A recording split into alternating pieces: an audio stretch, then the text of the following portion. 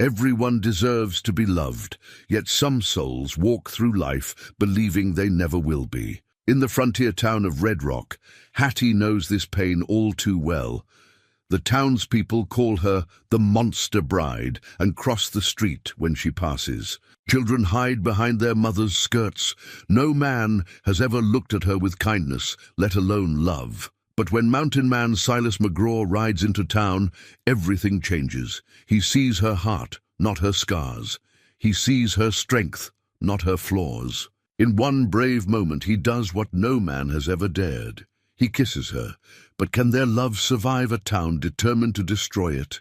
Before we jump back in, tell us where you're tuning in from, and if this story touches you, make sure you're subscribed, because tomorrow I've saved something extra special for you. The autumn of 1874 painted Red Rock in shades of amber and rust, but no beauty could soften the harsh edges of frontier life. Dust swirled through the main street like restless spirits, settling on weathered storefronts and hitching posts that had seen better days. The town sat nestled in a valley between rolling hills, a place where dreams came to either flourish or die under the unforgiving Montana sky.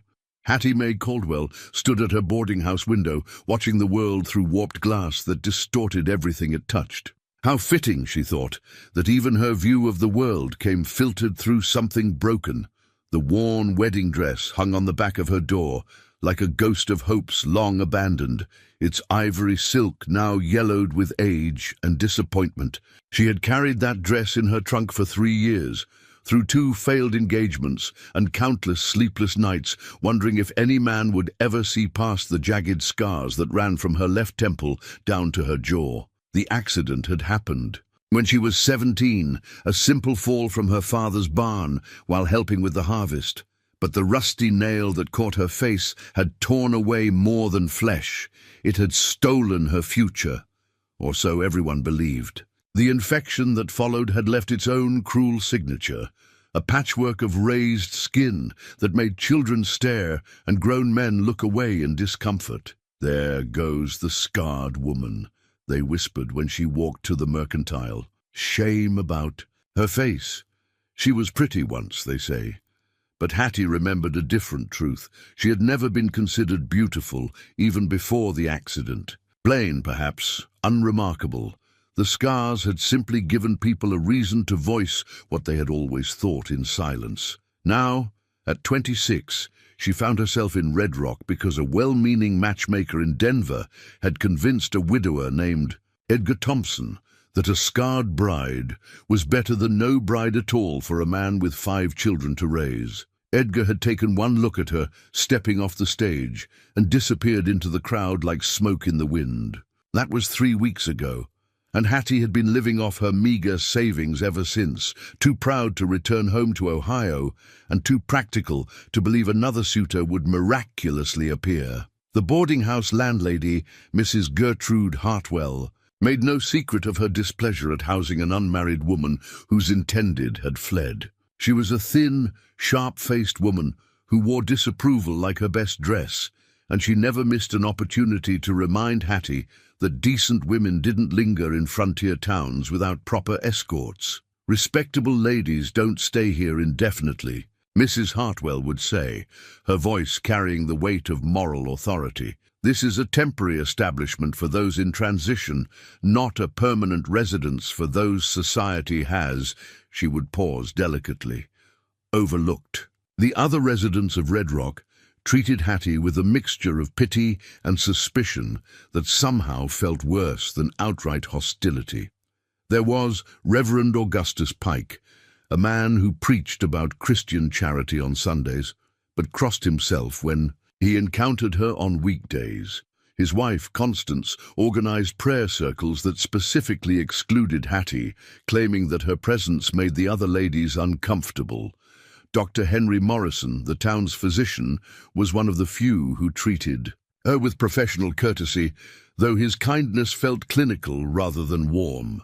He'd examined her scars when she first arrived, explaining to anyone who asked that they posed no danger to others, as if her isolation stemmed from fear of contagion rather than simple cruelty. The mercantile owner, Samuel Tucker, was perhaps the closest thing to a friend she had found in Red Rock.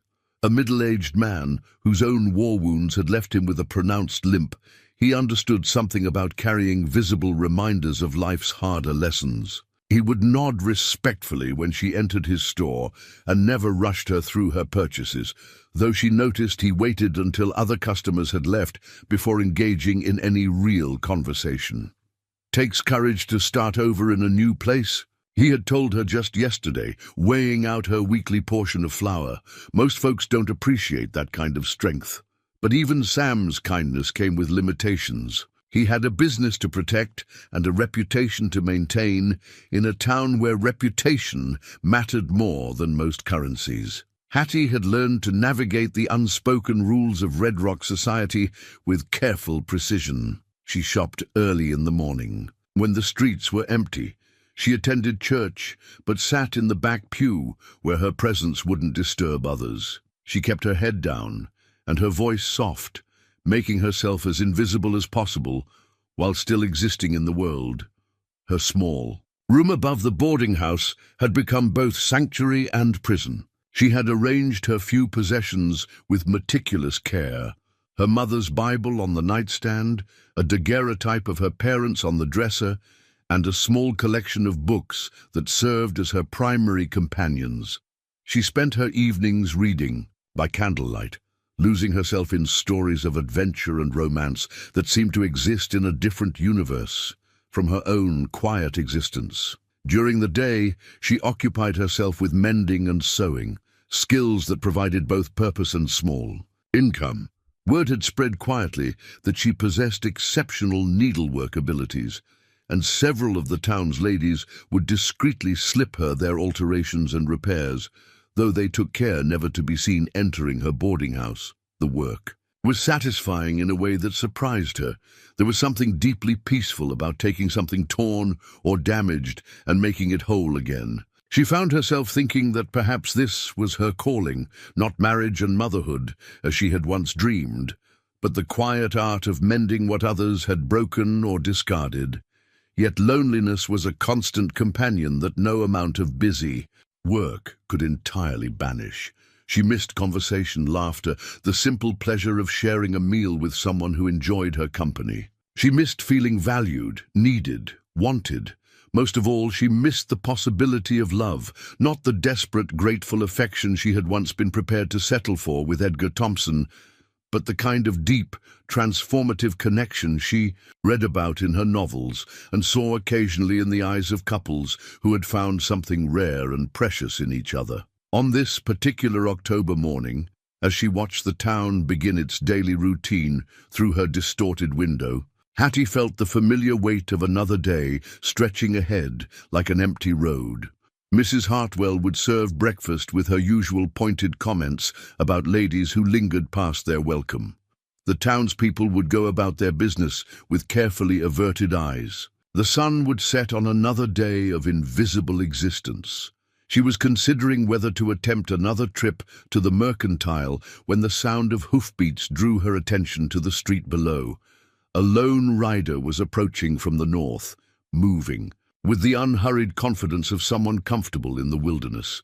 Even from her second-story window, Hattie could see that this was not one of Red Rock's usual visitors. The man sat his horse like he had been born in the saddle, tall and broad-shouldered, with dark hair that touched his collar and a beard that spoke of months in the mountains. His clothes were practical rather than fashionable, leather vest over a wool shirt, worn boots that had covered countless miles, and a hat that had weathered more storms than most men ever faced. But it was something else that caught her attention, something in the way he surveyed the town with neither judgment nor eagerness. He looked like a man who had seen enough of the world to understand that places and people were more complicated than they appeared on the surface.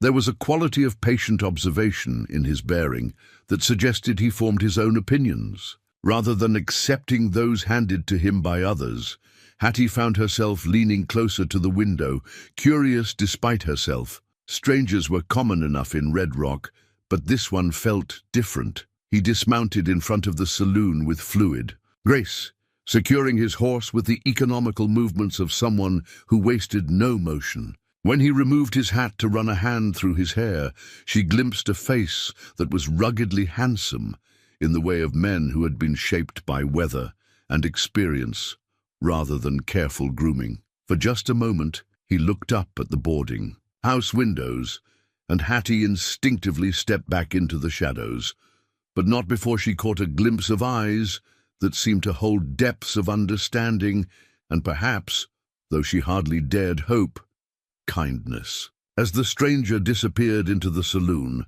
Hattie remained by her window, feeling something she hadn't experienced in months: curiosity about another human being. She wondered who he was, where he had come from, and what had brought him to Red Rock. Most of all, she wondered if he might be the kind of man who looked at the world and the people in it with eyes unclouded by prejudice and assumption. The worn wedding dress still hung on her door, like a reminder of abandoned dreams. But for the first time in weeks, Hattie found herself wondering if perhaps her story in Red Rock was not yet finished. 3 days later, Hattie's world changed forever in the most public and humiliating way possible. She had ventured out for her weekly supplies, choosing the early afternoon when most decent folk would be occupied with their own affairs. But as she approached the town square, she heard the sound of raucous laughter and cruel voices raised. In mock celebration, a crowd had gathered near the old oak tree that served as the town's unofficial meeting place. At its center stood Edgar Thompson, the man who had abandoned her at the altar of expectation, holding a bottle of whiskey and gesturing wildly to his audience of amused spectators. Beside him, someone had constructed a grotesque scarecrow, dressed in what looked suspiciously like a woman's traveling dress, complete with a veil that had been torn and stained with mud. "Ladies and gentlemen," Edgar called out, his words slurred with alcohol and malice, "I present to you my intended bride." He gestured toward the scarecrow with exaggerated gallantry. "Isn't she lovely? Just the kind of woman a man dreams of, waking up next to every morning for the rest of his natural life." The crowd erupted in laughter. Hattie recognized many of the faces: shopkeepers she had patronized, women whose sewing she had done in secret, men who had tipped their hats to her in passing. Now they stood unified in their amusement at her expense, their civility stripped away by the permission Edgar's cruelty had given them. "Now, Edgar," called out Bill Martinez, the saloon keeper, "don't be too hard on the poor creature. Some men might find that kind of character appealing." "Character?" Edgar repeated, swaying slightly. "Yes, that's what you call it when a woman's face could stop a charging bull. Character!" He stumbled toward the scarecrow and made an exaggerated show of trying to embrace it. "Come here, darling. Give your devoted husband a kiss." The crowd roared with approval as Edgar pretended to recoil in horror from his makeshift bride. "Good Lord, even a scarecrow version is too frightful to touch." Hattie stood frozen at the edge of the crowd, her heart hammering against her ribs like a caged bird. She should leave. She should turn around and walk away, preserve what little dignity remained to her. But her feet seemed rooted to the dusty ground, and she found herself trapped in the nightmare of public humiliation. "Maybe we should find her a real husband," suggested Martha Davies, the baker's wife, her voice sharp with false sweetness. "I'm sure there's some poor soul desperate enough to overlook her unfortunate circumstances." "Who would want damaged goods?" Edgar shot back. "A man has a right to expect his wife won't frighten the children or sour the milk just by walking past." That was when she felt the gentle touch on her elbow. Hattie turned to find the stranger from 3 days ago standing beside her, his dark eyes focused not on the spectacle before them, but on her face. Up close, she could see that his eyes were the deep brown of rich earth, and they held an expression of quiet fury that somehow comforted rather than frightened her. "Ma'am," he said softly, his voice carrying the distinctive cadence of a man who had spent more time talking to horses and mountains than to people, "would you do me the honor of allowing me to escort you away from this unpleasantness?" But before she could respond, Edgar had spotted them. "Well, well," he called out, his voice carrying across the square. "Look what we have here. Hattie's found herself a champion." He squinted at the newcomer with the exaggerated focus of the very drunk. "You must be new in town, friend, or you'd know better than to associate with our local monster." The stranger, Hattie still didn't know his name, turned slowly to face Edgar and the crowd. When he spoke, his voice carried easily across the square despite its quiet tone. "I reckon I've been called worse things by better men than you, friend." Edgar's face flushed red. "Better men? You don't even know who you're talking to. I'm Edgar Thompson, and I've got standing in this community. I own the largest spread east of here, and I've got the sense God gave a jackrabbit, which is more than I can say for anyone fool enough to court that creature." "Creature?" the stranger repeated, his voice dangerously quiet. "That's an interesting word choice for a man describing a lady." "Lady?" Edgar laughed, but there was less confidence in it now. "You must need spectacles, friend. That thing ain't no lady." The stranger took 2 steps forward, and suddenly the crowd's laughter died away. There was something in his bearing that suggested Edgar was pushing against a force far more dangerous than he realized. "I see just fine," the stranger said. "I see a woman who deserves better than to be mocked by a coward who runs away from his commitments. I see a lady who has more courage in her little finger than you've got in your whole sorry hide." "Now see here," Edgar began. But the stranger wasn't finished. "And I see a crowd of people who ought to be ashamed of themselves for taking pleasure in another person's pain." His gaze swept across the assembled townspeople, and Hattie watched several of them suddenly find urgent business elsewhere. "Where I come from, we were taught to judge a person by their character, not their appearance. But I suppose that's expecting too much from folks who get their entertainment from tormenting their neighbors." Edgar, emboldened by whiskey and the support of the crowd, stepped closer. "You talk mighty big for a saddle tramp who just rode into town. You got no idea what you're dealing with here." "Is that so?" The stranger's hand moved to rest casually on the grip of the Colt at his hip. "Why don't you enlighten me?" The gesture was subtle, but Edgar sobered quickly. He glanced around at the crowd, looking for support, but found that most of his audience had mysteriously evaporated. Only a handful of the most dedicated gossips remained, and even they looked uncomfortable. "This ain't over," Edgar muttered, but he was already backing away. "I believe it is," the stranger replied. Then, before anyone could react, he turned to Hattie and said, "Ma'am, I'd still be honored to escort you anywhere you'd care to go." Hattie found her voice at last. "I thank you, but you don't have to." "I know I don't have to," he said gently. "I want to." And then, in front of what remained of the crowd, in full view of Edgar Thompson and anyone else who cared to watch, he did something that shocked every person present into absolute silence. He stepped closer to Hattie, removed his hat with one hand, and gently cupped her scarred cheek with the other. "My name is Silas McGraw," he said, his voice carrying clearly. "In the sudden hush, and I'd consider myself the luckiest man in Montana if you'd allow me to call on you properly." Before she could protest or pull away, before her own fears could stop her from accepting this impossible gift, Silas leaned down and kissed her. Not a quick, pitying peck, but a real kiss, gentle, respectful, and utterly sincere. His lips were warm and firm against hers, and for a moment that felt like eternity, Hattie experienced something she had never dared dream of, being kissed by a man who wanted to kiss her. When he pulled back, his eyes held hers with steady warmth. "Miss Caldwell," he said, somehow knowing her name though they had never been introduced, "would you do me the honor of taking a walk with me?" Hattie was dimly aware of the shocked murmurs rippling through what remained of the crowd, of Edgar.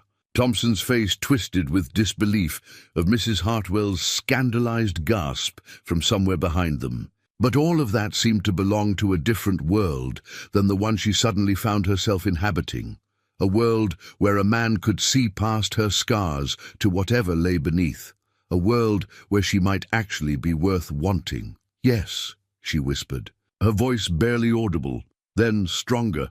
"Yes, Mr. McGraw, I would like that very much." As they walked away from the square, Silas offering his arm with the same courtesy he might show a duchess, Hattie felt the weight of every stare following them. But for the first time since arriving in Red Rock, she didn't care what people thought.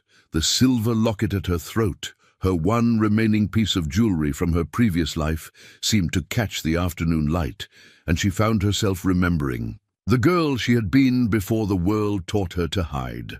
The walk Silas proposed took them along the creek that wound behind the town, following a path worn smooth by years of foot traffic and seasonal floods. Here, away from prying eyes and wagging tongues, Hattie felt some of the tension ease from her shoulders. The afternoon sun filtered through cottonwood trees, creating patterns of light and shadow that danced across the water's surface. "I hope you don't mind that I knew your name," Silas said, as they found their pace together.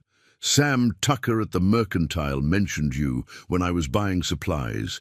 He speaks highly of your character." "Sam is kind," Hattie replied, still hardly believing she was walking arm in arm with this man who had just turned her world upside down. "He's one of the few people in Red Rock who treats me like a human being rather than a cautionary tale." Silas was quiet for a moment, and she worried she had said too much, revealed too much bitterness.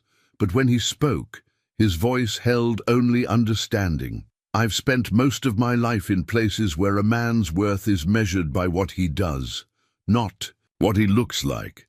The mountains don't care if you're handsome or scarred. They only care if you're strong enough to survive them." They paused beside a fallen log that made a natural bench, and Silas gestured for her to sit.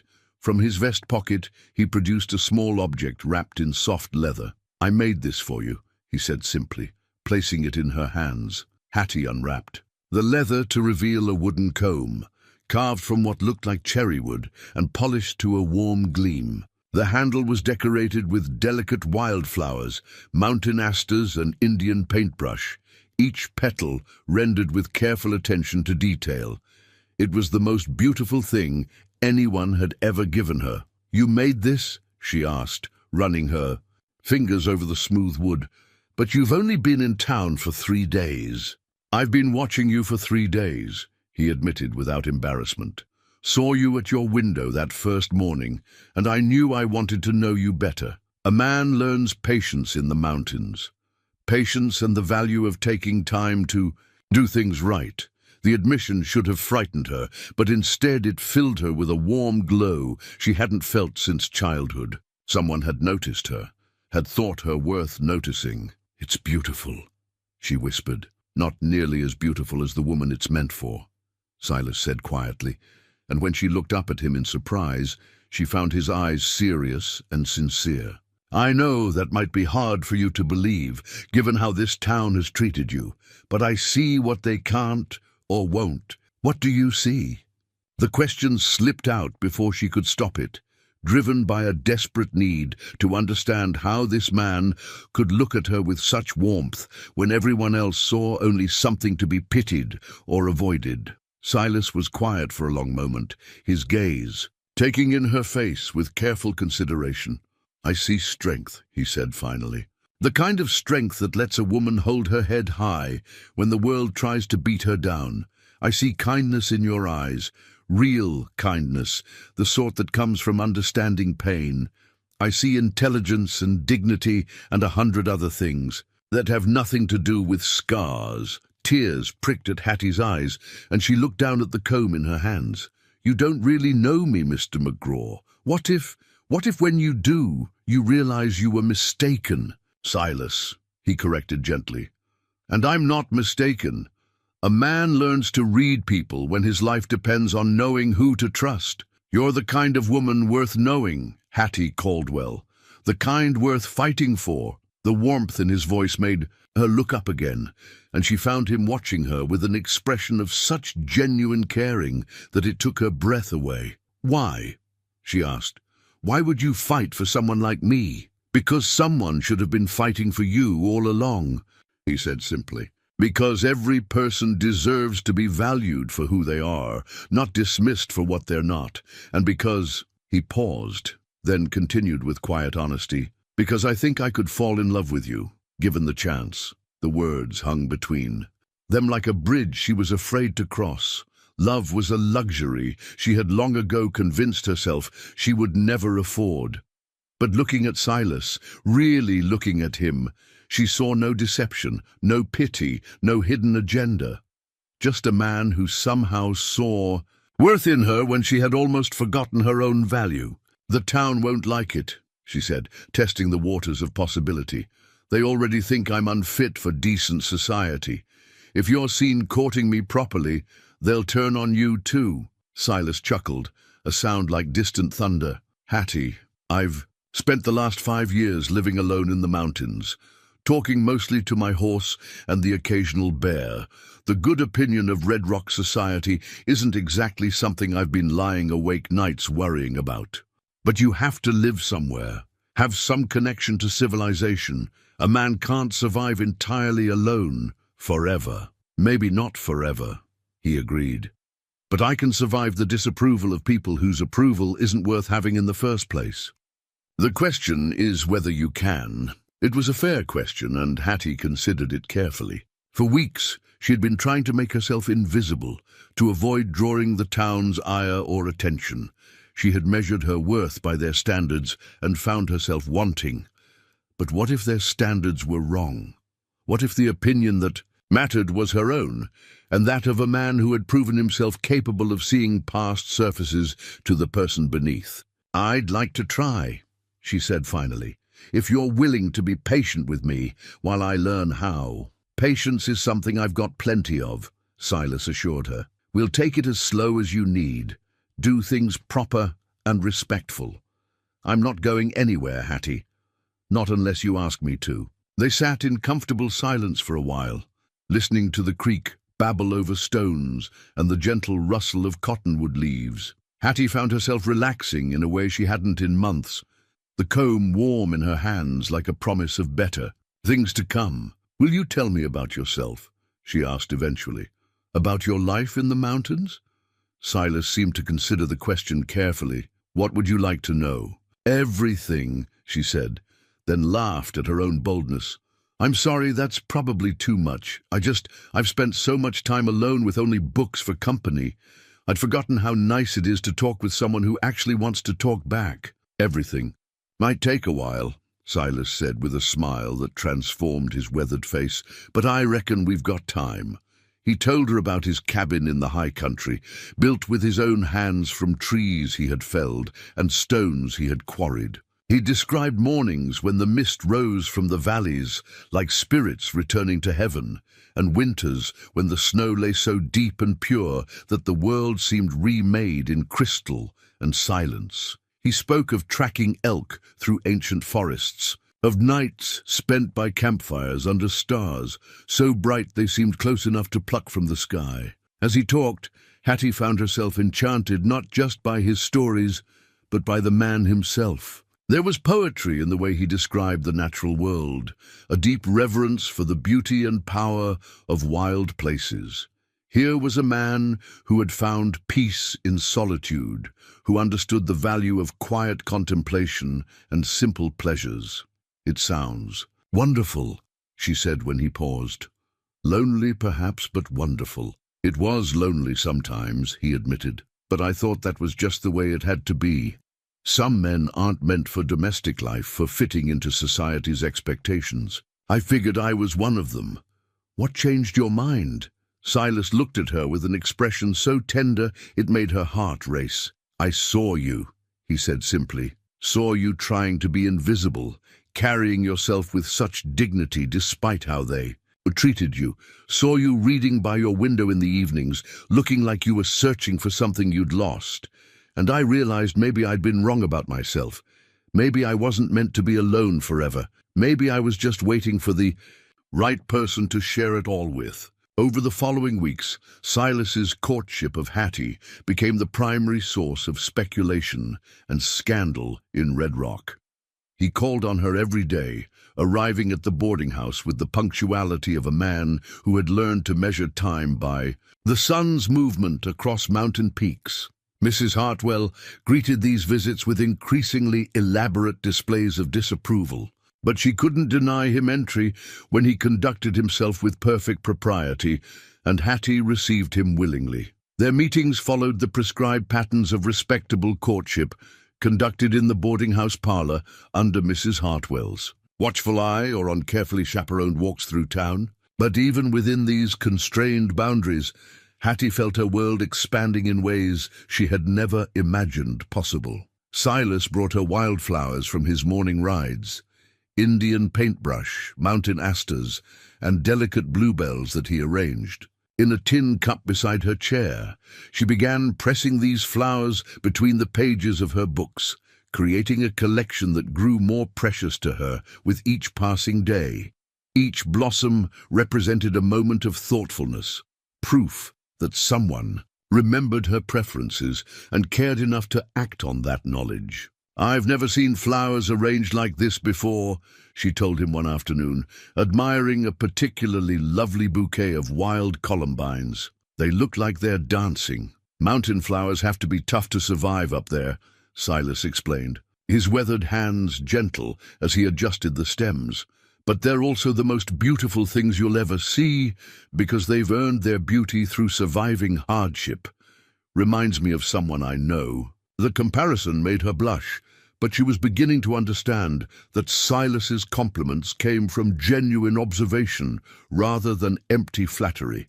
He saw beauty in things others overlooked: weathered wood grain, the way shadows fell across stone, the precise moment when dawn light first touched a mountainside. His appreciation for her seemed to follow the same pattern of careful attention and authentic appreciation.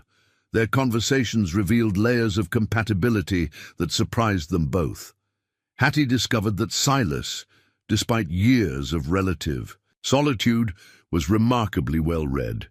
He carried books in his saddlebags, volumes of poetry, philosophy, and natural history that he had read and reread during long mountain winters. "Loneliness teaches a man to appreciate good company," he explained, when she expressed surprise at his literary knowledge, "including the company of authors who understand the world better than most folks." In return, Hattie shared her own love of reading and her secret passion for writing.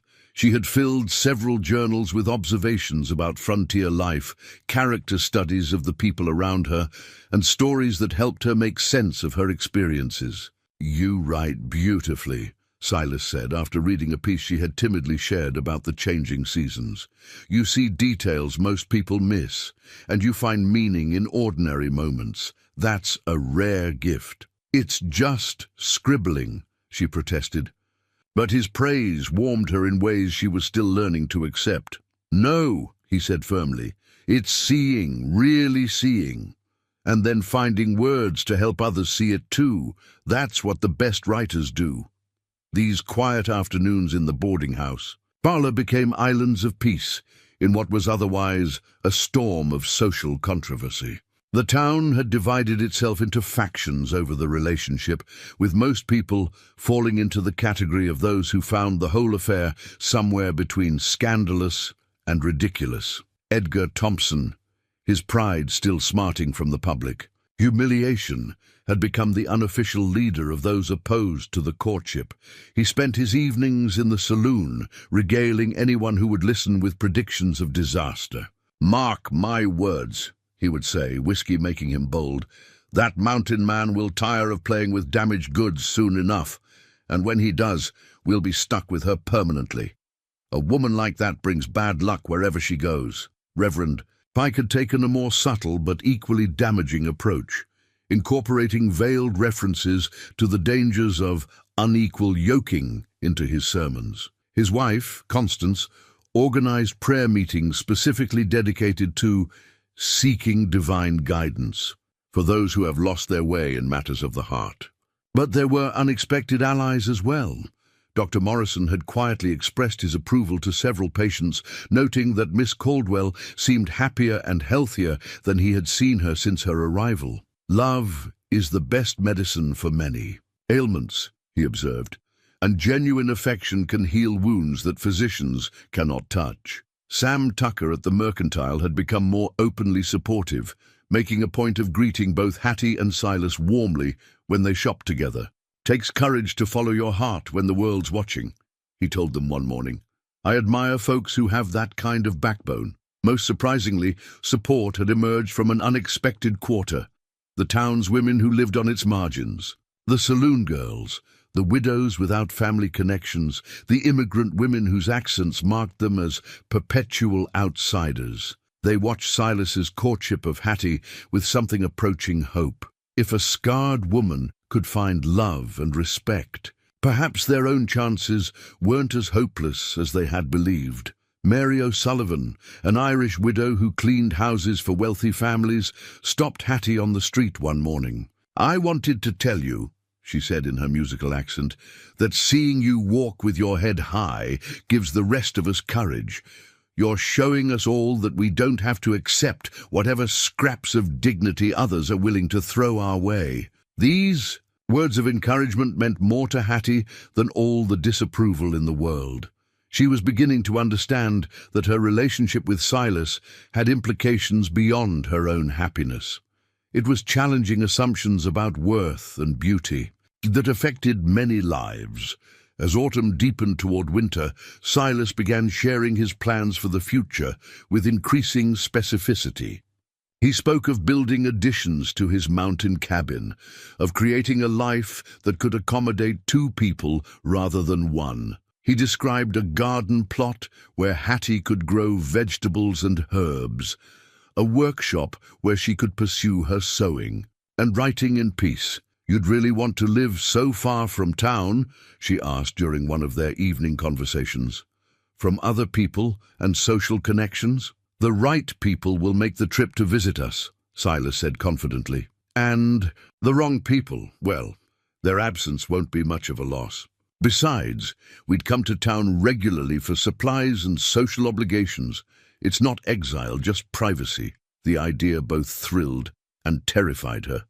She had spent so much of her adult life yearning for acceptance from society that the thought of stepping outside it entirely felt like leaping from a cliff. But as she watched Silas's face while he described their potential life together, she saw such genuine happiness and anticipation that her fears began to seem small by comparison. "It sounds like paradise," she admitted, "but are you certain you want to share it with someone like me? I come with considerable social complications, as you've surely noticed." Silas reached across the small table where they sat and covered her hand with his own.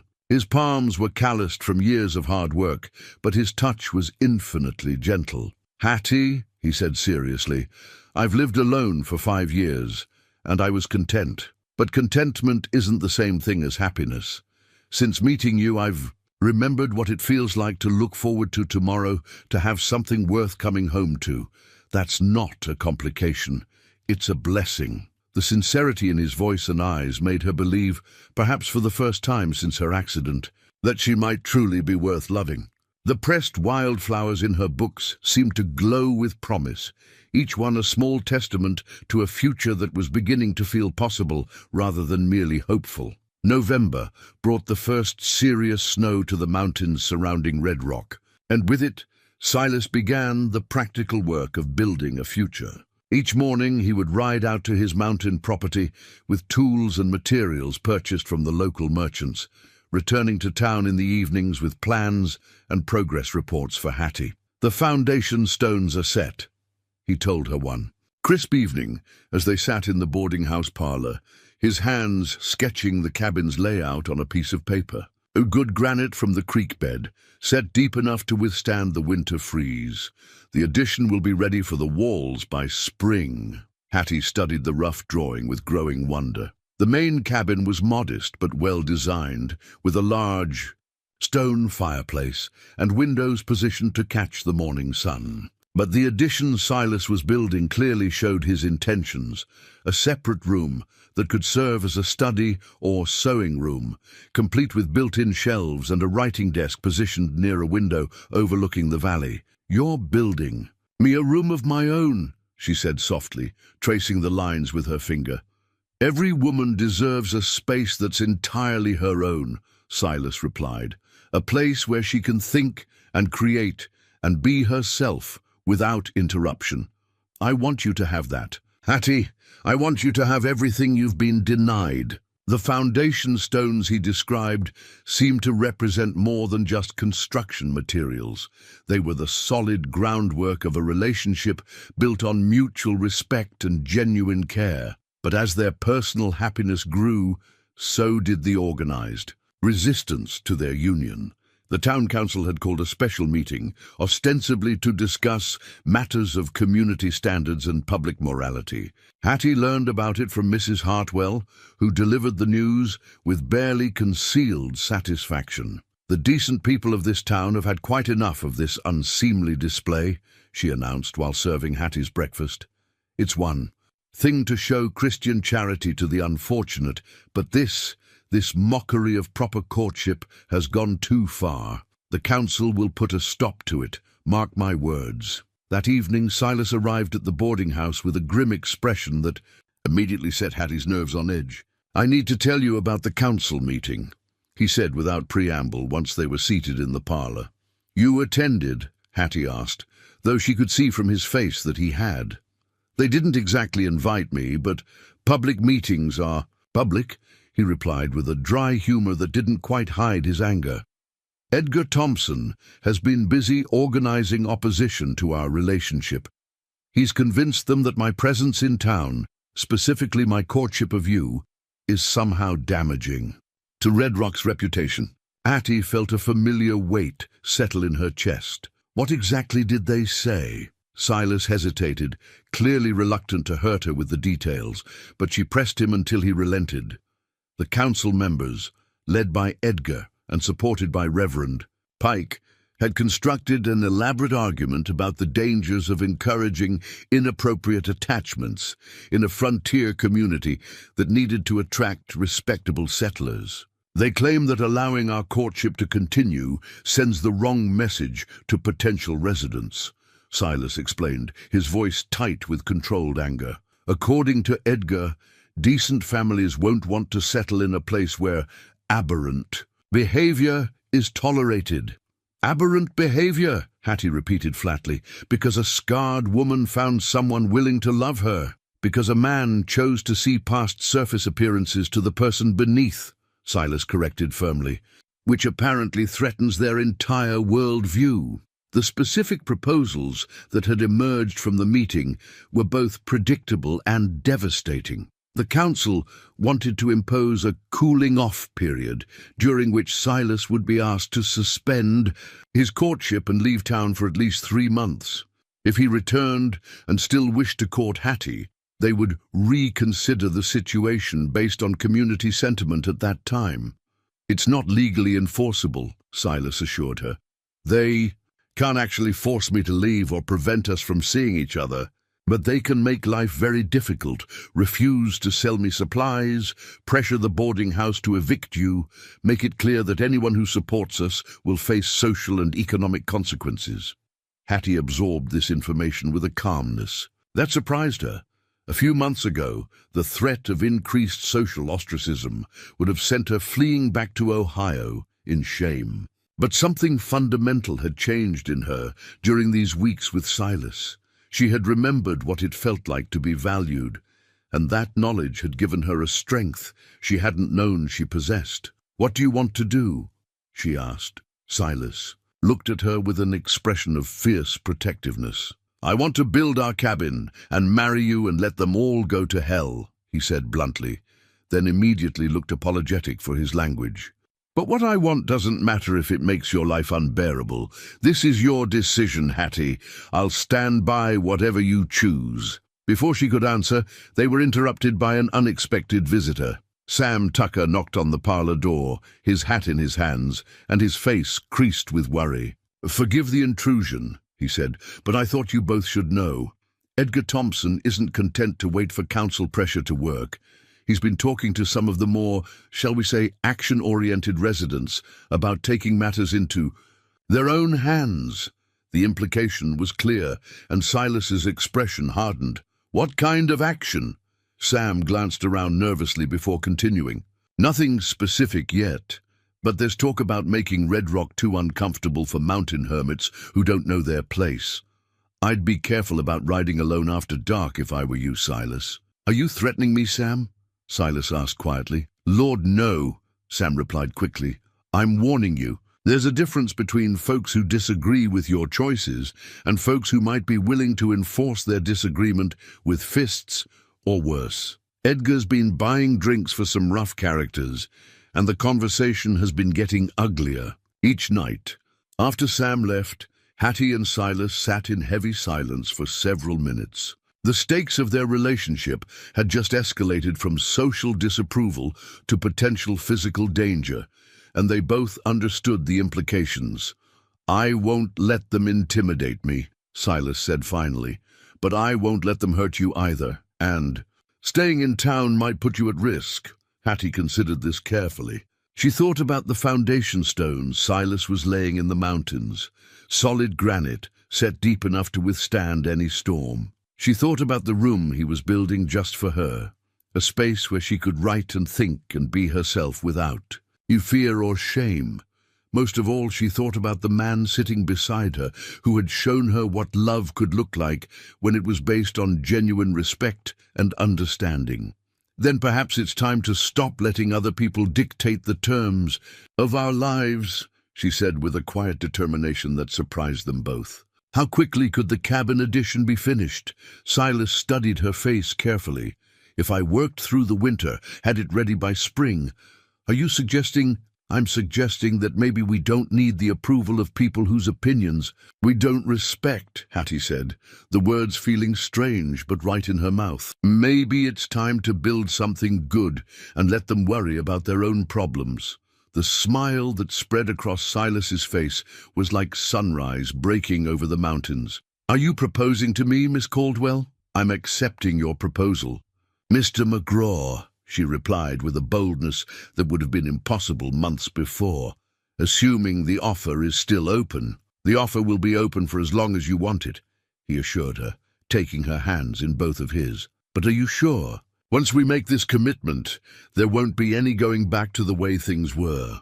Hattie thought about the way things had been, the isolation, the shame, the constant measurement of herself against other people's standards and finding herself wanting. Then she thought about pressed wildflowers and hand-carved combs, about foundation stones and rooms built just for her, about a man who saw beauty in scarred faces and strength in wounded hearts. I don't want to go back, she said firmly. I want to go forward with you. Winter settled over Red Rock with unusual severity, bringing blizzards that turned the town into an island of flickering lamplight surrounded by white wilderness. The harsh weather forced a temporary truce in the social conflict surrounding Hattie and Silas. Survival took precedence over scandal when temperatures dropped below freezing and stayed there for weeks at a time. It was during one of these storms that Hattie discovered the depth of her own courage and the true nature of the community she'd been trying so desperately to join. The crisis began with a frantic pounding on the boarding house door just after midnight, loud enough to wake everyone in the building. Dr. Morrison stood on the porch, snow-covered and breathing hard from his ride through the storm. Miss Caldwell, he said urgently, I need your help. Martha Kowalski is having complications with her birth, and my hands are too unsteady for the delicate work required. I've heard you have experience with healing and midwifery. Hattie had indeed learned such skills from her mother, who had served as an unofficial midwife in their Ohio community. But she hadn't practiced in years, and the idea of being responsible for both a mother and child's life in the midst of a crisis made her hands shake. Doctor, surely there's someone more qualified. There isn't, he said bluntly. The nearest trained midwife is in Helena, impossible to reach in this weather. Mrs. Kowalski is in serious trouble, and her baby is breech. If we don't act quickly, we'll lose them both.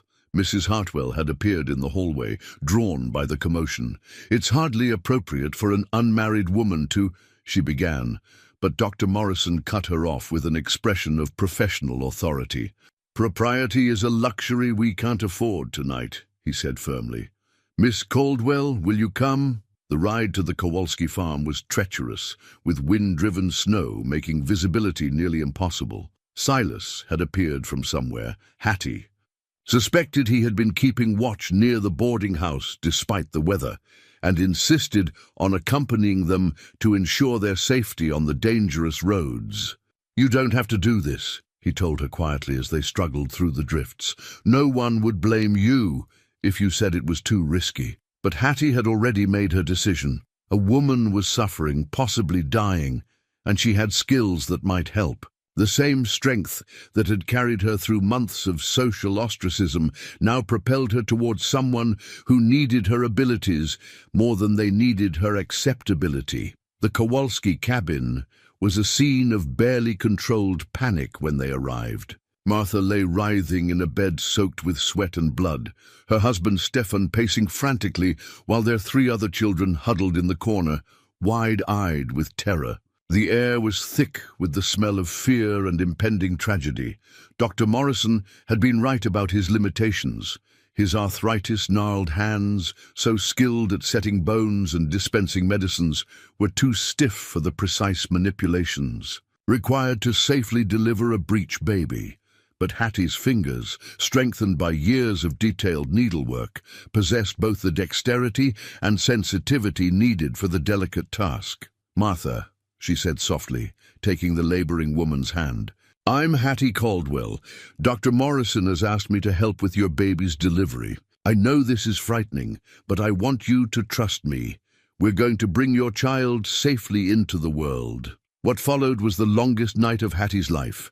Working by lamplight with Silas holding additional candles for illumination, she guided Martha through the complicated delivery with a combination of medical knowledge, intuitive understanding, and sheer determination. Dr. Morrison provided support and encouragement, but the crucial work fell to Hattie's steady hands and calm voice. "I can feel the baby's legs," she told Martha during one critical moment. "Just breathe with me now. Don't push yet. Let me turn him just a little more." The braided leather rope that Silas wore as a belt became an impromptu tool, used to create traction when conventional methods failed. Everything in that cabin became part of the effort to save 2 lives. Kitchen towels became sterile cloths, whiskey served as antiseptic, and prayer became the background music to desperate medical intervention. Dawn was breaking when baby Joseph Kowalski finally emerged, blue and still, into Hattie's waiting hands. For a terrifying moment, the cabin fell completely silent except for Martha's exhausted breathing. Then Hattie began the rhythmic stimulation she had learned from her mother, working to clear the infant's airways and encourage his first breath. "Come on, little one," she whispered, her own breath held in desperate hope. "Come on." The baby's first cry was the most beautiful sound any of them had ever heard. Stefan wept openly as Hattie placed his son in his arms, while the other children crept forward to meet their new brother. Martha, exhausted but smiling, reached out to touch Hattie's hand. "Thank you," she whispered in her accented English. "You saved us both. I will never forget." The journey back to town took place in transformed weather. The storm had passed, leaving the world clean and bright under fresh snow.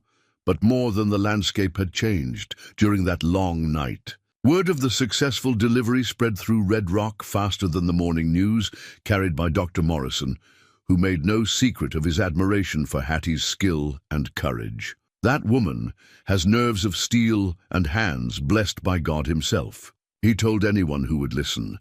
"Mrs. Kowalski and her baby are alive because Hattie Caldwell was willing to risk everything to help a neighbor in need." The Polish immigrant community, often marginalized by Red Rock's more established residents, embraced Hattie with fierce gratitude. Stefan Kowalski appeared at the boarding house 2 days later with a hand-carved cradle as a gift, his English thick with emotion as he tried to express his family's debt. "You come to our house, always welcome," he said, pressing the cradle into her hands. "My Martha, she say you are angel. My children, they call you Aunt Hattie now. You are family. Other immigrant families began seeking Hattie out for medical advice, treating her with a respect that had nothing to do with her appearance and everything to do with her demonstrated competence. Word spread beyond the Polish community to the German farmers, the Irish railroad workers, and the scattered native families who traded with the town. For the first time since arriving in Red Rock, Hattie found herself genuinely needed rather than merely tolerated. Her skills as a healer, combined with her natural empathy and hard-won understanding of suffering, made her invaluable to people who had little access to formal medical care. "You're becoming quite the local celebrity," Silas observed with obvious pride as they walked together past a group of children who waved enthusiastically at Hattie's approach. "Half the town is reconsidering their opinions about you." "Not all of them," Hattie replied, nodding toward Edgar Thompson, who crossed the street rather than acknowledge their presence. "Some people are too invested in their prejudices to change them, no matter what evidence they're presented with." "Their loss," Silas said simply. "The people who matter, the people with sense and decency, they're beginning to see what I saw from the beginning." The braided leather rope had been returned to him, but its brief service as a medical tool had transformed it into something more significant. It represented the intertwining of their lives, the way individual strengths could be combined to create something more powerful than either could achieve alone. As they walked past the site where the town council had once debated the appropriateness of their relationship, Hattie reflected on how dramatically her position in the community had shifted. She was no longer the pitied outcast, seeking acceptance from those who considered themselves her betters. She had become someone with valuable skills, someone who contributed meaningfully to the community's welfare. "Spring can't come soon enough," Silas said, his eyes on the mountains where their future cabin waited for completion. "I want to wake up next to you in our own bed, in our own house, where nobody can question our right to be happy."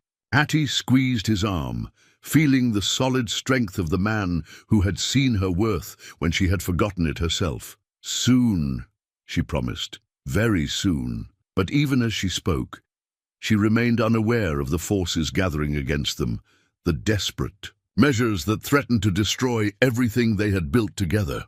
The rope that had helped save a life would soon become a symbol of the bonds that threatened to strangle their dreams. The revelation came in the form of a faded military medal discovered in the most unlikely of places.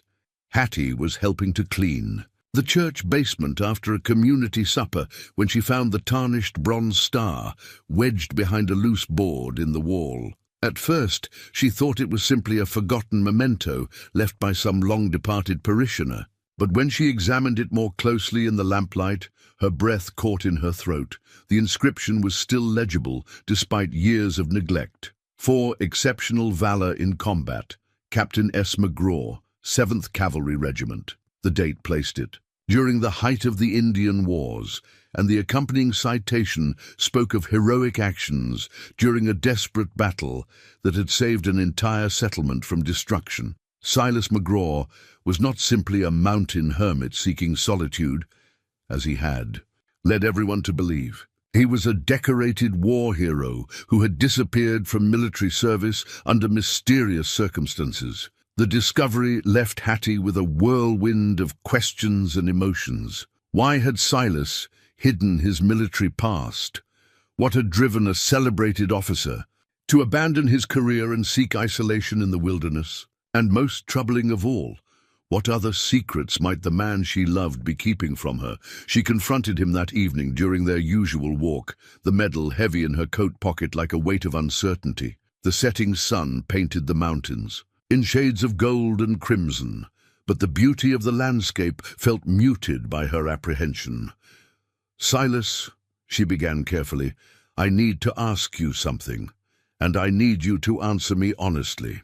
He must have heard something in her tone, because he stopped walking and turned to face her with an expression of concern. "What's troubling you, Hattie?" She withdrew the medal from her pocket and held it out to him.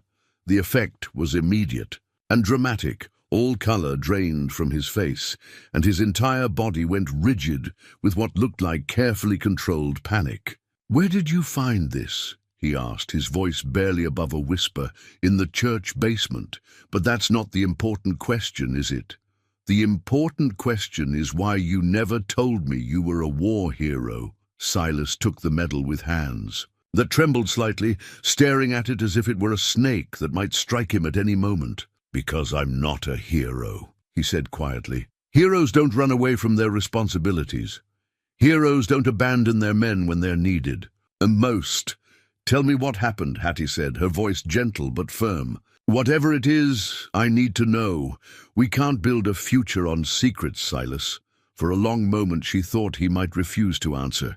He stood motionless in the fading light, the medal clenched in his fist, his face a mask of old pain and bitter regret. When he finally spoke, his words came slowly, as if each one caused him physical discomfort. The citation doesn't tell the whole story," he began. "Yes, I led a successful defense against a war party that was threatening the settlement at Bear Creek.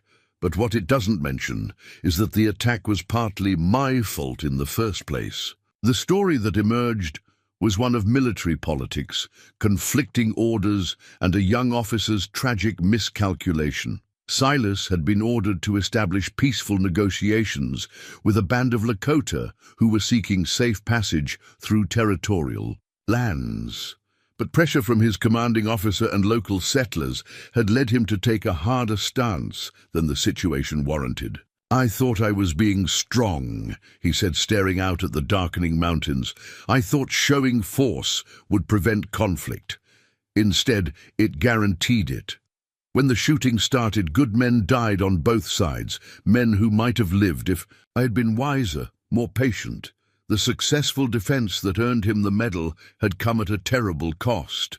Half his men had been killed or wounded, and several civilian families had lost loved ones in the fighting. While his superiors praised his tactical brilliance, Silas carried the weight of every life lost due to his initial misjudgment. After the ceremony where they gave me this," he said, holding up the medal, "I couldn't sleep, couldn't eat, couldn't look at myself in a mirror. Every time someone called me a hero, I felt like a fraud. So I resigned my commission and disappeared into the mountains where I couldn't hurt anyone else with my decisions." Hattie absorbed this revelation with a mixture of sadness and understanding. The man she had fallen in love with was even more complex than she had imagined. Not just a gentle soul seeking peace, but a wounded warrior carrying the burden of command decisions gone wrong. "You were young," she said finally. "You made a mistake under impossible circumstances. That doesn't erase the lives you saved later, doesn't it?" Silas asked bitterly. "Those families at Bear Creek might disagree. The widows of the men who died under my command might have different opinions about my heroism." But Hattie's attention had been caught by something else entirely. As Silas spoke about Bear Creek and the political pressures that had influenced his decisions, a terrible possibility began to form in her mind. The timeline he described, the location of the settlement, the involvement of local interests in escalating the conflict, it all matched too closely with stories she had heard about her own family's history. "Silas," she said slowly, "what was the name of the family that was leading the push for military action against the Lakota?" He looked at her with confusion. "I'm not sure I should—" "Please," she pressed. "It's important." "Caldwell," he said reluctantly. "James Caldwell. He owned most of the land around Bear Creek and wanted the Indians removed so he could expand his cattle operation. Why do you—" He stopped mid-sentence as the implications hit him. "James Caldwell was my uncle," Hattie whispered. "My father's brother." The silence that followed was profound and terrible. They stood facing each other in the gathering darkness, the weight of this new understanding settling between them like a chasm neither knew how to cross. "Your uncle," Silas repeated numbly, "the man whose greed helped start the whole mess that got so many people killed. And you're the officer who tried to negotiate peace before being forced into a war you didn't want." Hattie replied. "The man who's been blaming himself for decisions that weren't entirely his own." But there was more. Much worse revelations were yet to come. As they grappled with this first shocking connection, neither of them noticed the figure watching from the shadows near the edge of town. Edgar Thompson had been following them, hoping to gather ammunition for his campaign against their relationship. What he had overheard was worth more than he could have imagined. The next morning brought a visitor to the boarding house who changed everything Hattie thought she knew about her own identity. Jeremiah Watts was a lawyer from Helena, a thin, precise man with papers that contained the power to reshape her entire understanding of her place in the world. "Miss Caldwell," he said, after Mrs. Hartwell had reluctantly shown him to the parlor, "I've been searching for you for quite some time. Your Uncle James left specific instructions that you were to be informed of your inheritance upon reaching your 26th birthday or upon his death, whichever came first." Hattie stared at him in confusion. "My Uncle James is dead?" "Yes, ma'am. Passed away 2 months ago. And according to his will, you are now the sole owner of approximately 12,000 acres of prime Montana grazing land, including the Bear Creek settlement and surrounding territory." The papers he spread before her told a story that recontextualized everything about her presence in Red Rock. She was not a desperate woman seeking marriage to escape poverty. She was one of the largest landowners in the territory. The accident that had scarred her face had not been an accident at all, but a deliberate act of sabotage by her cousin Robert, who had expected to inherit Uncle James's land and had tried to eliminate her as competition by making her unmarriageable. "Your cousin believed that if you remained a spinster, the property would eventually pass to the male line," Mr. Watts explained. "What he didn't count on was your uncle's specific legal provisions protecting your inheritance regardless of your marital status." As the full scope of the deception became clear, Hattie realized that Edgar Thompson's opposition to her relationship with Silas had nothing to do with morality or community standards. Edgar had been working with her cousin Robert, hoping to gain control of the Bear Creek lands through a marriage arrangement. Her refusal to marry Edgar had threatened a conspiracy that involved theft, fraud, and attempted murder. "There's more," Mr. Watts continued gently. "Your uncle left a detailed confession about his role in the Bear Creek conflict. He deeply regretted his actions and wanted you to know that Captain McGraw had repeatedly argued for peaceful resolution. The military records have been corrected to reflect the true circumstances of those events." Silas, who had arrived partway through this conversation, stood frozen in the doorway as the implications crashed over him like an avalanche. The woman he loved was not only wealthy beyond imagining, but owned the very land where his greatest failure had taken place. The accident that had scarred her beautiful face had been a deliberate act of violence designed to rob her of her birthright. Most shocking of all, his reputation as a failed officer had been built on lies and political maneuvering by the very man whose fortune she had now inherited. "So you see," Edgar Thompson's voice cut through the silence like a blade, "your little romance is even more inappropriate than anyone realized." He stood in the parlor doorway with several other men behind him, his face twisted with malicious satisfaction. A decorated war hero and a wealthy heiress playing at being outcasts in our simple frontier town.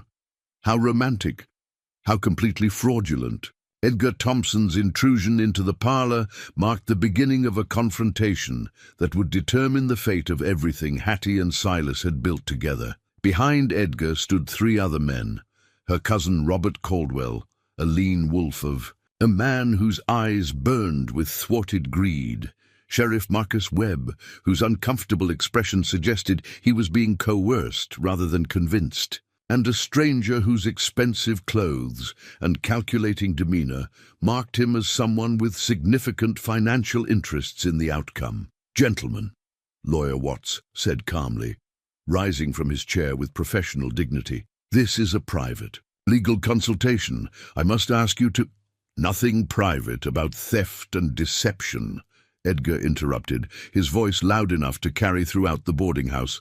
The good people of Red Rock deserve to know they've been harboring a pair of confidence artists who've been playing them for fools. Robert Caldwell stepped forward, his resemblance to Hattie visible despite the cruel twist his features had taken over the years. "Cousin," he said with mock affection, "imagine my surprise to learn you were alive and well after all these years, and apparently quite prosperous, thanks to dear Uncle James's misguided generosity." "Hello, Robert," Hattie replied with a composure that surprised everyone present, including herself. The revelation of her true circumstances had initially shocked her, but now, facing the man who had tried to destroy her life, she felt a cold clarity settling over her thoughts. "I see you're still as charming as ever." Silas moved protectively, closer to her chair, his hand resting casually near his sidearm. "Ma'am," he said quietly, "would you like me to escort these gentlemen outside so you can continue your business with Mr. Watts in privacy?" "That won't be necessary," the well-dressed stranger interjected smoothly. "Allow me to introduce myself. Charles Brennan, territorial representative for several Eastern investment groups with interests in Montana land development. I believe we can resolve this situation to everyone's satisfaction." The Winchester rifle that hung above the boarding house mantelpiece suddenly seemed more significant as the tension in the room ratcheted higher. Mrs. Hartwell had appeared in the doorway, drawn by the commotion, her face pale with the realization that her establishment had become the center of what appeared to be a very dangerous conflict. "Mr. Brennan," Lawyer Watts said with careful neutrality, "I assume you have legal standing in this matter." "Indeed I do," Brennan replied, producing a sheaf of documents from his coat. "Your client's inheritance is subject to several outstanding debts and legal challenges that my associates are prepared to pursue through the territorial courts. However, we are willing to offer a generous settlement that would allow Miss Caldwell to retain a small portion of the estate while avoiding years of expensive litigation." Hattie examined the papers he offered, her mind working quickly despite the emotional turmoil of facing her cousin for the first time since her assault. The documents were professionally prepared, but contained several glaring inconsistencies that her years of careful reading had trained her to spot. "These debts," she said slowly, "are all to companies that didn't exist when my uncle supposedly incurred them. The signatures on several of these contracts appear to be forgeries. And the dates." She looked up at Brennan with steel in her eyes. "Did you really think I wouldn't notice that 3 of these agreements are supposedly signed after my uncle's death?" Brennan's smooth demeanor faltered slightly. "Clerical errors, I'm sure. The important point is that the estate owes substantial sums that must be satisfied before you can claim clear title to the property." "The important point," Silas said quietly, his voice carrying a dangerous undertone, "is that you're attempting to defraud this lady of her lawful inheritance through fabricated documents and intimidation." Edgar Thompson had been growing increasingly agitated as the conversation continued. "This is exactly the kind of trouble that follows these people," he burst out. "First, they disrupt our peaceful community with their unseemly relationship. Now they're bringing land disputes and legal troubles right to our doorstep, our peaceful community." Dr. Morrison's voice came from the parlor entrance, where he had appeared along with Sam Tucker and several other townspeople, drawn by the raised voices. "Edgar, the only person disrupting this community's peace is you." The arrival of witnesses changed the dynamics of the confrontation significantly. Word of the dramatic scene had spread quickly through Red Rock, and people were gathering both inside and outside the boarding house to observe the showdown between Edgar's faction and the growing number of residents who had come to respect and support Hattie. Sheriff Webb finally spoke up, his discomfort with the situation evident. "Now, folks, I think we should all calm down and let the lawyers sort out the legal matters in proper venues. This isn't the place for—" "This is exactly the place," interrupted Mary O'Sullivan, the Irish widow who had been one of Hattie's earliest supporters among the marginalized women of the town. If these men think they can threaten Miss Hattie in broad daylight in front of the whole town, then the whole town has a right to hear what's being said. Stefan Kowalski appeared behind her, still carrying the grateful devotion of a man whose wife and child had been saved by Hattie's skill. "Miss Hattie is good woman," he said in his heavily accented English. "She helped my family when nobody else could. If these men want to hurt her, they have to go through us first." The boarding house parlor was now packed with people, and the crowd spilled out into the hallway and onto the front porch. Lines were being drawn, not just around Hattie and Silas, but around fundamental questions of justice, community values, and the right of powerful interests to override individual claims. 2. Happiness and property. Robert Caldwell surveyed the crowd with growing alarm. This was not how the confrontation was supposed to unfold. The plan had been to isolate Hattie, pressure her into accepting a fraudulent settlement, and divide any assets with Edgar and Brennan. The presence of so many hostile witnesses was complicating everything. Uncle James left very specific instructions about how his estate was to be handled, Hattie said, addressing not just the men who had come to rob her, but the entire crowd of neighbors and community members. He wanted to make amends for the harm his actions had caused during the Bear Creek conflict. He wanted his land used to help build something better than the greed and prejudice that had characterized his own life. She stood up, moving to stand beside Silas, with a dignity that transformed her from victim to leader. That land includes sites where soldiers died, where families were destroyed by conflict that could have been avoided. It's sacred ground that deserves better stewardship than men who see it only as a source of profit. Lawyer Watts had been making careful notes during the entire confrontation, documenting statements that would prove valuable in the legal battles to come. "Miss Caldwell," he said formally, "do you wish to accept Mr. Brennan's settlement offer, or do you prefer to pursue your full legal rights to the inheritance?" "I prefer justice," Hattie replied firmly. "For myself, for the people who died at Bear Creek, and for this community that has finally learned to look past appearances to see what really matters." The loaded Winchester above the mantelpiece seemed to gleam in the afternoon sunlight streaming through the parlor windows. Everyone in the room was acutely aware that the situation was balanced on a knife's edge between legal resolution and something far more dangerous. Brennan made one final attempt at negotiation. "Miss Caldwell, I think you're underestimating the resources my associates are prepared to deploy in fighting your claim. Legal battles can be expensive, time-consuming, and emotionally devastating. Are you certain you want to put yourself and your—" He glanced at Silas with obvious disdain. "Your companion through that ordeal?" "Mr. Brennan," Silas said with the quiet authority of a man who had commanded troops in battle, "I think you're underestimating the resources we're prepared to deploy in defending what's rightfully ours. Legal battles can indeed be expensive, but they can also expose fraudulent documents, forged signatures, and conspiracy charges that carry significant prison sentences." The threat was clear, and Brennan's face went pale as he realized that his attempted intimidation had backfired completely. Not only had he failed to cow Hattie into submission, but he had essentially confessed to fraud in front of a room full of witnesses. Edgar Thompson, perhaps recognizing that his dreams of easy wealth were collapsing, made a decision that would transform the confrontation from legal maneuvering to immediate physical danger. His hand moved toward the gun at his hip with the desperate recklessness of a man who had gambled everything and lost. "Nobody's taking anything that rightfully belongs to decent folks," he snarled, his fingers closing around the grip of his weapon. "I've had enough of being lectured about justice by a scarred freak and her pet mountain man." The metallic click of a hammer being cocked froze everyone in the room. But the sound hadn't come from Edgar's gun. It had come from the Winchester rifle that Sam Tucker had quietly removed from its place above the mantelpiece. "Edgar," Sam said calmly, the rifle trained steadily on the would-be gunman.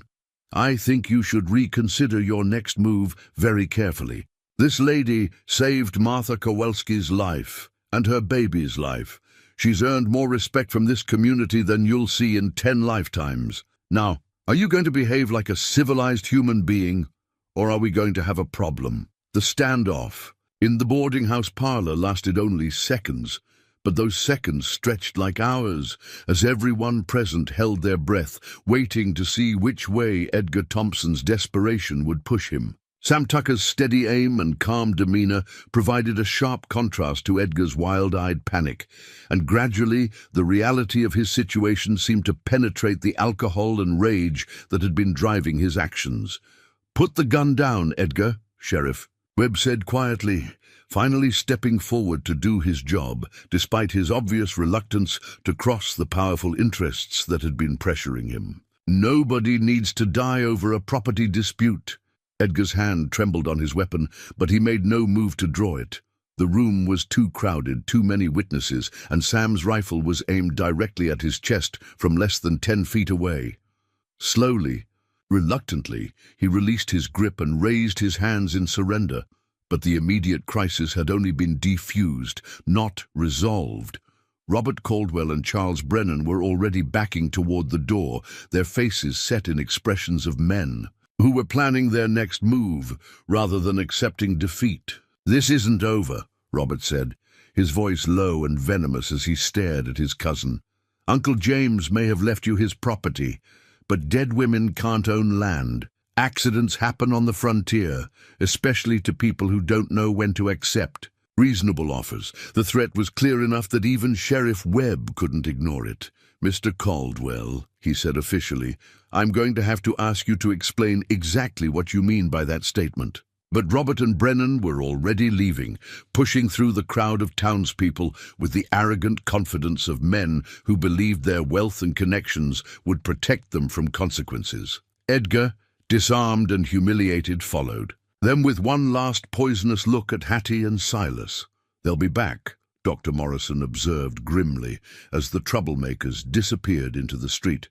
"And next time, they won't rely on legal intimidation or public confrontations. Men like that have other resources." Lawyer Watts began gathering his papers with practiced efficiency. "Miss Caldwell," he said, "I strongly recommend that we file these inheritance documents with the territorial court immediately, before your cousin and his associates have time to manufacture additional fraudulent claims. The sooner your legal ownership is established in the official record, the harder it will be for them to challenge." "And in the meantime," Hattie asked, though she was beginning to suspect she already knew the answer. "In the meantime," Silas said quietly, "you're not safe in town. Too many places for enemies to hide, too many opportunities for accidents to happen. We need to get you somewhere defendable until the legal matters are settled." The mountain cabin, Hattie realized, the isolated fortress that Silas had been building with its solid stone foundation and commanding view of the surrounding terrain. What had been planned as their romantic retreat might now become their refuge from men willing to commit murder for money. "The cabin's not finished," Silas continued, thinking out loud, "but it's defensible. Good sight lines, single approach, route, plenty of supplies cached in the area.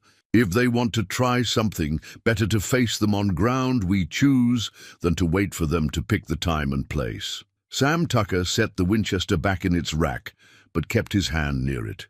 "You won't be going alone," he said firmly. "This in town owes you a debt, Miss Hattie, and we pay our debts. I'll gather some men, good men who won't be bought or intimidated." Stefan Kowalski nodded emphatically. "My brothers, my cousins, we come too. Polish men know how to fight when family is threatened, and you are family now." Dr. Morrison stepped forward with his medical bag already in hand. "You'll need someone who can tend wounds if this turns violent. I'm not much good with a gun anymore, but I can still patch holes and set bones." What followed was the most remarkable display of community solidarity that Red Rock had seen in its brief history. Within an hour, a caravan of determined men and women had assembled in front of the boarding house, armed with rifles, shotguns, medical supplies, and enough food to withstand a siege if necessary. Mary O'Sullivan appeared with a wagon loaded, with blankets and cooking equipment. "Every revolution needs good logistics," she said with a fierce smile. "And this is nothing less than a revolution, isn't it? The decent folks finally standing up to the bullies and thieves." Even Reverend Pike, who had opposed Hattie's relationship with Silas from the beginning, appeared with his hunting rifle and a grim expression of moral determination. "I may have questioned the propriety of your courtship," he told them both, "but I will not stand by while murderers and thieves hide behind false documents and threats of violence." As they prepared to leave for the mountains, Hattie found herself overwhelmed by the transformation in her circumstances. Hours earlier, she had been a scarred outcast whose greatest dream was simple acceptance. Now she was a wealthy heiress, surrounded by people willing to risk their lives to protect her rights and her happiness. The burning land deed, or rather the forged documents that Brennan had tried to use to steal her inheritance, had been secured as evidence for the territorial court. But the symbolic importance of destroying those false claims felt significant as they prepared to defend the truth through more direct means. "Are you ready for this?" Silas asked as he helped her into the lead wagon, his weathered face serious with concern. "Once we take this step, there's no going back to the quiet life we planned." Hattie looked back at the boarding house where she had spent months trying to make herself invisible, then at the faces of the people who had chosen to stand with her despite the danger, the burned remnants of forged documents scattered in the wind like ashes of deception finally put to rest. "I've been ready my whole life," she said with quiet conviction. "I just didn't know it until now." The attack came at dawn, 3 days after their arrival at the mountain cabin. Silas had expected it sooner, but Robert Caldwell and his hired men had taken time to gather reinforcements and plan their assault. They approached through the morning mist, thinking the early hour would give them the advantage of surprise. They were wrong. Silas's military training and intimate knowledge of the terrain had turned the cabin and its surroundings into a fortress. Lookouts positioned on the rocky outcroppings above the approach route had spotted the attackers while they were still a mile away, and the defenders were ready and waiting when the first shots rang out. 12 men, Stefan Kowalski reported, from his position behind the stone wall that Silas had built as a windbreak, but which now served as perfect cover. "Maybe more in the trees. They have rifles, but they don't know the ground."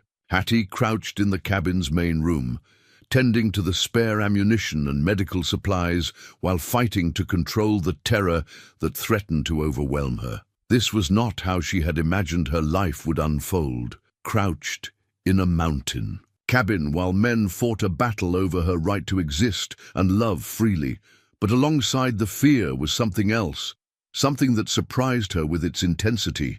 Anger, pure, righteous anger at men who thought they could take whatever they wanted through violence and intimidation. The same fury that had sustained her through months of social ostracism now burned white-hot at the thought of these criminals threatening the people who had chosen to protect her. The first serious exchange of gunfire came when Robert's men tried to rush the cabin from 2 directions simultaneously. But Silas had anticipated this tactic, and his defenders were positioned to create deadly crossfire zones that turned the assault into a catastrophe for the attackers. "Hold your fire until they're committed," Silas called out, his voice carrying the authority of a man who had commanded troops in much worse situations. "Let them get close enough that they can't retreat easily." The mountain cabin itself was built like a fort, with thick log walls and narrow windows that provided excellent defensive positions while making it nearly impossible for attackers to get clear shots at the defenders. The stone foundation that had symbolized the solid groundwork of Hattie and Silas's relationship now literally provided the foundation for their survival. Dr. Morrison had set up his medical station in the cabin's back room, and within the first hour of fighting, he was treating two wounded defenders, Sam Tucker, who had taken a bullet through his left shoulder, and young Billy Kowalski, Stefan's nephew, who had been grazed by flying splinters when a rifle shot splintered the log wall near his position. "How are we doing?" Hattie asked, as she helped the doctor bandage Sam's wound, her hands steady despite the chaos raging outside. "Better than them," Morrison replied grimly, "but this could go on for hours, and we don't know how many reinforcements they might have." That question was answered when a new sound joined the rifle fire, the thundering of hooves approaching from the valley below. For a moment, Hattie's heart sank, thinking that Robert had indeed brought additional men to overwhelm their defenses. But the riders who came into view were not enemies. Sheriff Webb led a posse of 20 men from Red Rock, including several who had opposed Hattie's relationship with Silas, but who drew the line at armed assault and attempted murder. "This is Sheriff Webb," his voice boomed across the mountainside. "You men are surrounded and outnumbered. Throw down your weapons and surrender, and you'll be treated fairly under the law." The response was a volley of rifle fire that sent the sheriff's men scrambling for cover, but the psychological impact was devastating for Robert's forces. They had expected to face a handful of defenders, not a pitched battle against half the "Men in Red Rock, they're breaking!" Stefan called out as several of Robert's hired guns began retreating toward the tree line. "The ones on the left are running," but Robert Caldwell himself was not retreating. Hattie could see him through one of the cabin windows, advancing alone through the smoke and confusion with the single-minded determination of a man who had nothing left to lose. His expensive clothes were torn and dirty, his face was streaked with powder burns, but his eyes held the fanatic gleam of someone who would rather die than accept defeat. "He's making a run for the cabin," Silas shouted, but he was pinned down by rifle fire from the remaining attackers and couldn't get a clear shot at Robert's approach. In that moment, Hattie made a decision that surprised everyone, including herself. She grabbed the loaded pistol that Silas had left on the table for emergency protection and stepped out onto the cabin's front porch, directly into the line of fire. "Robert," she called out, her voice carrying clearly across the battle-torn mountainside, "this is between us. Leave these good people out of it." Her cousin stopped his advance, perhaps 30 yards from the cabin, and stared at her with a mixture of hatred and amazement. "Little cousin," he called back, "still trying to play the noble martyr, I see. It won't work this time." "You tried to kill me once," Hattie replied, the pistol steady in her hands despite the chaos around them.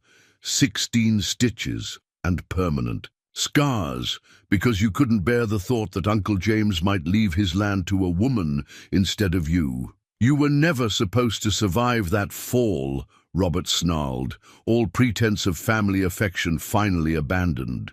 "Should have finished the job then, instead of hoping you'd be too ugly for any man to want." The admission of attempted murder carried clearly to everyone present, including Sheriff Webb and his men. There would be no question now about Robert's guilt, no possibility of claiming self-defense or justifiable action.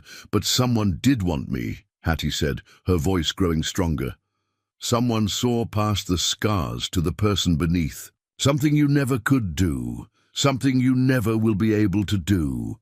She raised the pistol, aiming directly at her cousin's chest.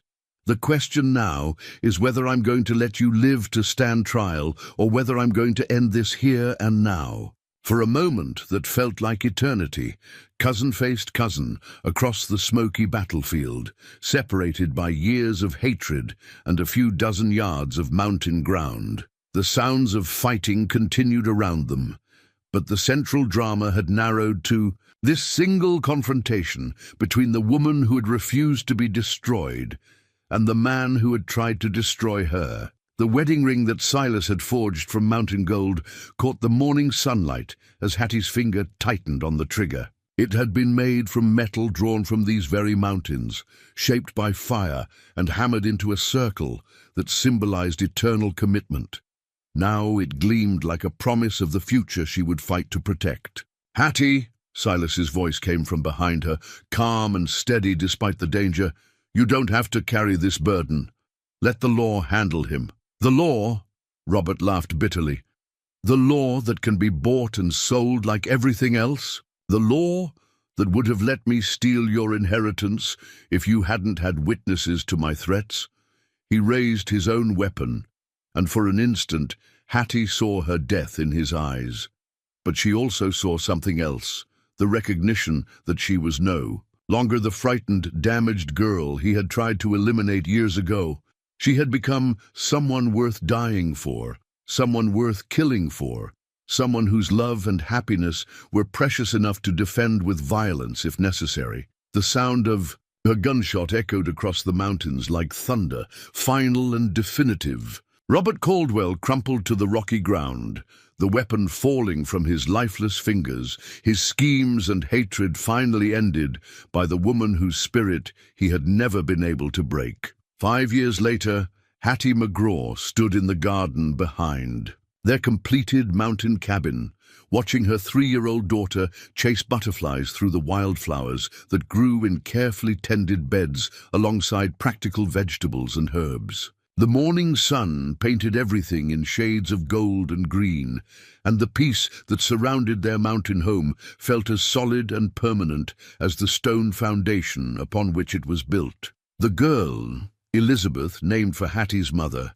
had inherited her father's dark hair and her mother's determination, along with a fearless curiosity about the world that kept both parents constantly alert to her adventures. She showed no awareness that her mother's scarred face was anything other than normal, and her easy acceptance had helped heal wounds that went deeper than skin. "Mama, look!" Elizabeth called out, her small hands cupped around something precious. "Pretty rocks like yours!" Hattie knelt beside her daughter, admiring the collection of quartz crystals and colored stones that sparkled in tiny palms. These mountains had given them so much, not just physical shelter and material wealth, but the space to build a life based on love rather than others' expectations. The family portrait that now hung above their mantelpiece showed a transformation that went far beyond Hattie's physical appearance. In the photograph, taken by a traveling photographer from Helena, she glowed with the confidence of a woman who had found her place in the world. Silas stood behind her chair with his hands on her shoulders, his weathered face soft with contentment. Between them, little Elizabeth perched on her mother's lap, her bright eyes already showing signs of the intelligence and spirit that would carry her far in life. The portrait had replaced the cracked hand mirror that had once reflected only pain and self-doubt.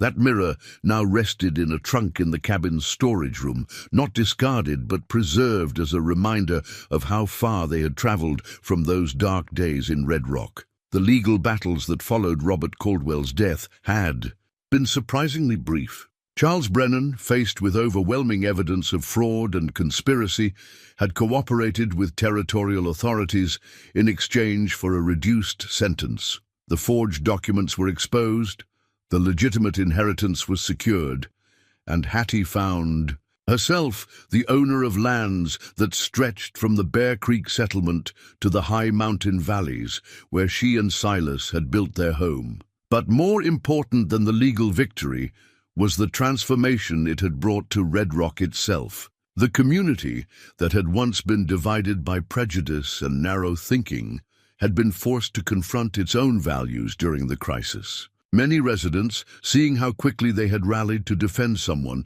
they had previously scorned, began to question other assumptions about worth and belonging. Edgar Thompson, his dreams of easy wealth thoroughly destroyed, had left Montana, entirely disappearing into the anonymity of some distant city where his reputation hadn't preceded him. His departure was mourned by no one and celebrated by many who had suffered under his influence. Sheriff Webb, chastened by how close he had come to being complicit in robbery and murder, had become a more conscientious lawman, less susceptible to pressure from wealthy interests, and more protective of individual rights regardless of social standing. Dr. Morrison still made the journey to their mountain cabin every few months, officially to check on the family's health, but really to enjoy the peaceful conversations and excellent coffee that had become legendary among their circle of friends. His arthritis had worsened over the years, but his spirit remained strong, bolstered by the knowledge that his support during their darkest hour had helped preserve something beautiful and important. Sam Tucker had become the unofficial mayor of Red Rock, his natural leadership and moral authority finally recognized by a community that had learned to value character over appearance or social connections. His mercantile had expanded into a thriving business that served not just the original settlers, but also the growing number of immigrant families who found Red Rock a welcoming place to build new lives. The Kowalski family had prospered beyond their wildest dreams, with Stefan's sons and nephews establishing successful farms throughout the valley. Martha still insisted that visitors to their home meet the angel who saved my Joseph's life, though she now had to explain to younger children why Miss Hattie was called an angel when she looked like any other happy wife and mother. Mary O'Sullivan had married a widowed Irish rancher from the next valley over, their union celebrated by a community that had learned to measure relationships by their strength and genuineness rather than their conformity to narrow social expectations. She and Hattie had become close friends, their bond forged in the shared understanding of what it meant to overcome others' limited vision. Even Reverend Pike had evolved in his thinking, his sermons now more likely to focus on the radical Christian concept of seeing the divine spark in every human being, rather than the comfortable certainties of social hierarchy. His wife, Constance, had grudgingly admitted that perhaps she had been wrong about certain people, though she still maintained that proper procedures should be followed in matters of courtship and marriage. The mountain cabin had become more than just a home. It was a destination for people seeking proof that love could triumph over prejudice, that authentic happiness was possible even in a harsh and judgmental world. Travelers would sometimes make the difficult journey just to meet the couple whose story had become legend throughout the territory. But for Hattie and Silas, the visitors and fame mattered far less than the quiet daily reality of a life built on mutual respect and genuine affection. They worked together in the garden, read to each other by the fireplace in the evenings, and shared the 1,000 small intimacies that made their union stronger with each passing year. "Tell me about when you were little, Mama," Elizabeth demanded, as they picked vegetables for the evening meal, her small hands surprisingly competent at distinguishing between ripe tomatoes and those that needed more time. It was a frequent request, and Hattie had learned to share the good memories from her childhood while saving the darker stories for when her daughter was older and better able to understand the complexities of human nature. Today, she told about learning to read beside her mother, about helping with births in their Ohio community, about the satisfaction of mending something torn and making it beautiful again. "And then you met Papa and came to live in the mountains," Elizabeth prompted, knowing the story by heart but never tiring of hearing it repeated. "And then I met Papa," Hattie confirmed, her eyes finding Silas as he worked on reinforcing the cabin's front porch, his movement still strong and sure despite the silver that now streaked his dark hair. "And learned that sometimes the most beautiful things in life come to us in ways we never expected." As the sun set behind the western peaks, painting the sky in brilliant shades of orange and red, the small family gathered on their porch to watch the mountains transform in the changing light. Elizabeth fell asleep in her mother's lap, secure in the knowledge that she was loved and protected and valued for exactly who she was. In the distance, the lights of Red Rock twinkled like earthbound stars, no longer a place of exile and rejection, but simply one more human community trying to find its way toward justice and compassion. The transformation was far from complete. Such changes took generations, but progress had been made, hearts had been opened, and the foundation for something better had been laid. Hattie touched the wedding ring that still caught the light after.